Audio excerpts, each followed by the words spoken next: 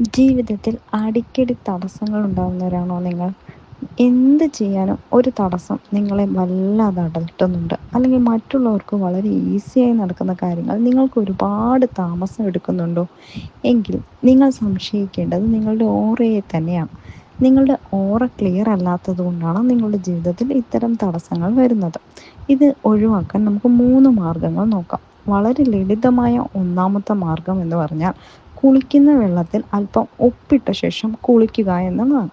ആഴ്ചയിൽ ഒരിക്കൽ നിങ്ങൾക്ക് കുളിക്കാൻ എടുക്കുന്ന വെള്ളത്തിൽ അല്പം ഉപ്പിടാം. അതിനുശേഷം ആ വെള്ളം ഉപയോഗിച്ച് നിങ്ങൾക്ക് കുളിക്കാവുന്നതാണ്. രണ്ടാമത്തെ മാർഗം എന്ന് പറഞ്ഞാൽ മന്ത്രം ജപിക്കുക എന്നുള്ളതാണ്. അതിലേറ്റവും പവർഫുള്ളായിട്ടുള്ള മന്ത്രമാണ് ഓം എന്ന് പറയുന്ന മന്ത്രം.